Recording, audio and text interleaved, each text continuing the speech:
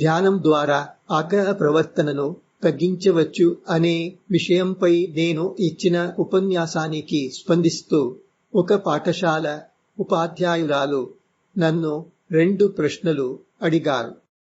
మొదటగా పిల్లలను ధ్యానాభ్యాసాలకు ఏ వయస్సులో పరిచయం చేయవచ్చో తెలుసుకోవాలని ఆమె కోరుకున్నారు.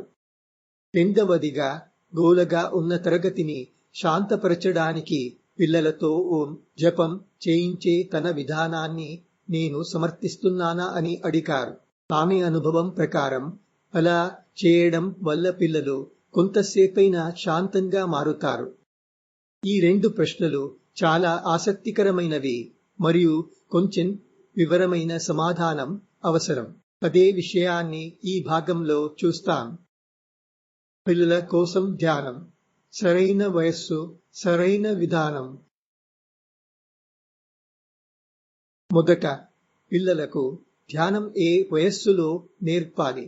ఇప్పటి చాలా తల్లిదండ్రులు చేసేలా పిల్లలను ఇంటర్నెట్, మొబైల్ శబ్దాలకు ఎక్కువగా గురి చేయకపోతే పిల్లల మెదడు ఏ ధ్యానాభ్యాసాన్నైనా స్వీకరించడానికి చాలా అనుకూల స్థితిలో ఉంటుంది. ఆ చిన్న మెదడు మృదువైన మట్టి లాంటిది, చాలా సులభంగా మలచవచ్చు. మనతో పోలిస్తే దానిని దారి తప్పించే బాహ్య ప్రేరణలు చాలా తక్కువగా ఉంటాయి.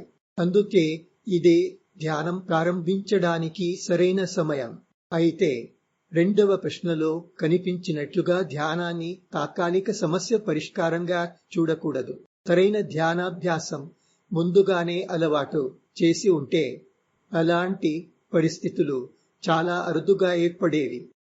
అయితే ధ్యానం నేర్పడానికి సరైన వయస్సు ఏమిటి? మీ పేరును బట్టి చూస్తే మీరు భారతీయులుగా కనిపిస్తున్నారు.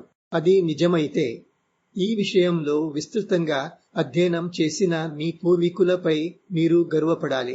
ప్రాచీన భారతదేశంలో పిల్లలు పాఠశాలలో చేరినప్పుడు వారికి గాయత్రి మంత్రం ఉపదేశించబడేది. ఈ సంప్రదాయం వేల సంవత్సరాల పురాతనది మరియు వేదాలలో కూడా దీనికి ప్రస్తావన ఉంది. ఇది చిన్న మంత్రం. దీనిని ఒక నిర్దిష్ట విధంగా రోజుకు 2 సార్లు ఒక నిర్దిష్ట కాలం పాటు జపించాలి. దీని ఉద్దేశ్యం మెదడు గ్రహణశక్తిని పెంచడం. ఇది పిల్లలకు చదువుపై దృష్టి కేంద్రీకరించడంలో సహాయపడుతుంది అని చెప్పనవసరం లేదు.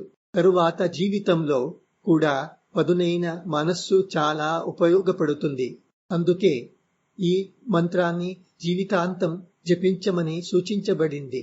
గమనించాల్సిన ముఖ్యమైన విషయం ఏమిటంటే ఇతర మంత్రాలను జపించడానికి అనుమతి లేని రోజుల్లో కూడా దీన్ని తప్పకుండా జపించాలి. ఏ మంత్రాన్నైనా నియమితంగా జపించడం ఒక విధమైన ధ్యానంగా మారుతుంది.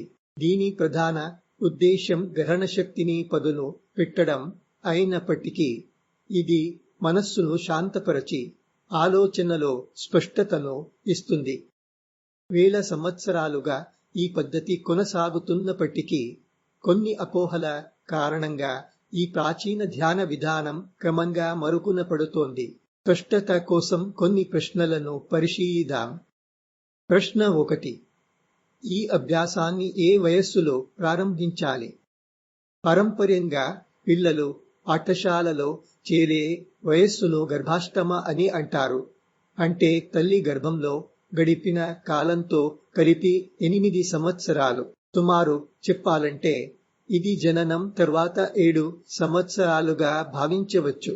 అయితే మీరు పిల్లవాడిని గొప్ప పండితుడిగా తీర్చిదిద్దాలనుకుంటే 5 సంవత్సరాల వయస్సులోనే పాఠశాలలో చేర్పించవచ్చు.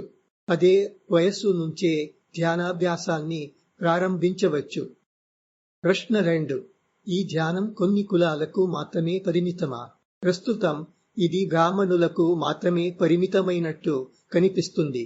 కానీ పారంపర్యంగా బ్రాహ్మణులకే కాకుండా ఇతర వర్ణాల వారికి విద్య తప్పనిసరిగా ఉండేది. సహజంగానే అందరూ ఈ ధ్యానాభ్యాసానికి అర్హులే. ప్రశ్న 3.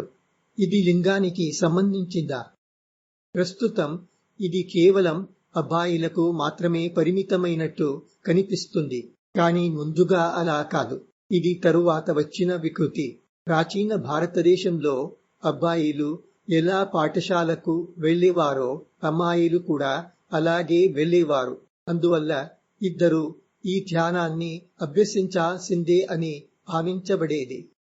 కాలక్రమేణా సామాజిక మార్పుల కారణంగా ఈ పద్ధతి మారిపోయింది. మూల శాస్త్రాలు అమ్మాయిల విద్యను నిషేధించవు. కొన్ని చోట్ల అమ్మాయిలకు విద్య అవసరం లేదు. ఎందుకంటే వారి ప్రధాన పాత్ర కుటుంబ నిర్వహణ అని చెప్పబడింది.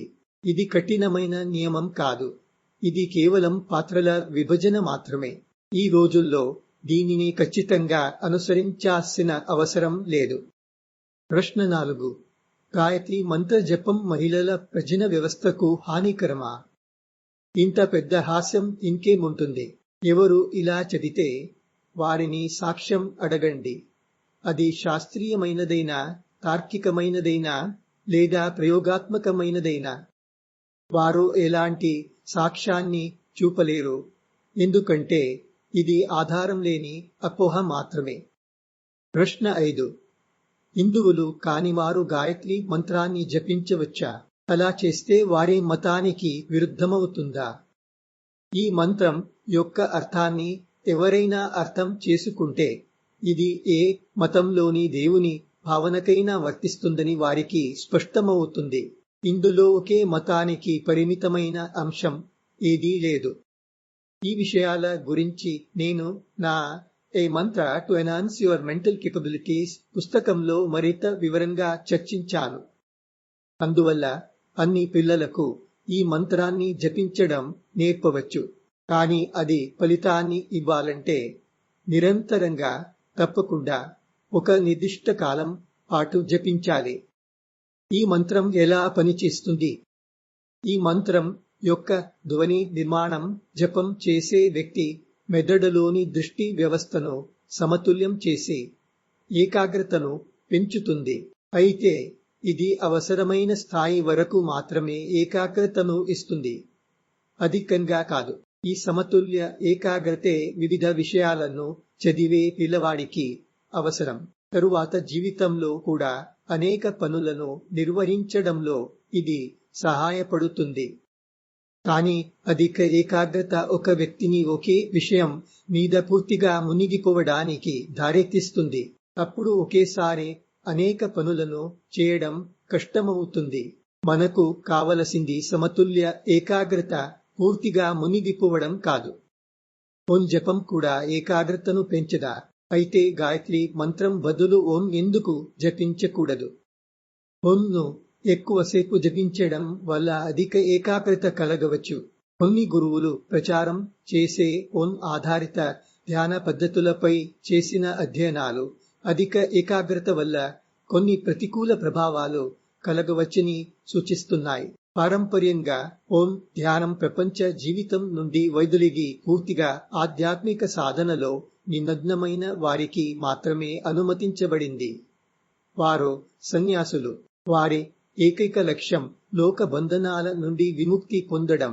అటువంటి వారికి సంపూర్ణ ఏకాగ్రత చాలా ఉపయోగకరంగా ఉంటుంది. ఎందుకంటే అది వారిని త్వరగా పూర్తిగా నిశ్చలమైన మనస్సు స్థితికి తీసుకువెళ్తుంది. దీనిని పతంజలి నిరుద్ధ చిత్త అని అంటారు. ఇది చివరికి వారు కోరుకునే పరమ లక్ష్యానికి దారితీస్తుంది. కానీ సాధారణ జీవితం గడిపే వ్యక్తికి ఇదే నిరుద్ధ చిత్త స్థితి సహాయకం కాకుండా అడ్డంకిగా మారవచ్చు. ఎందుకంటే అది రోజువారీ కార్యకలాపాలలో పాల్గొనడానికి అనుకూలంగా ఉండదు. మళ్ళీ చెబుతున్నాను, ఏకాగ్రత అవసరం, కానీ సంపూర్ణ లీనత కాదు. అందువల్ల పిల్లలకు ధ్యానం నేర్పించడం సరైన ఎంపిక కాదు. మరొకసారి చెబుతున్నాను, ధ్యానాన్ని తాత్కాలిక సమస్య పరిష్కారంగా ఉపయోగించవద్దు. మీ తరగతిలో పిల్లలు గోల చేస్తున్నట్లయితే వారి దృష్టిని ఏదైనా సృజనాత్మక కార్యకలాపం వైపు మళ్లించండి. అది వారిని శాంతపరచడమే కాకుండా వారి సామర్థ్యాన్ని వికసింపజేస్తుంది. పిల్లలకు ధ్యానం నేర్పండి, కానీ ఓంపై ఆధారపడిన విధంగా కాదు. ఓంను ప్రత్యేక ఉద్దేశం కోసం ఉంచండి.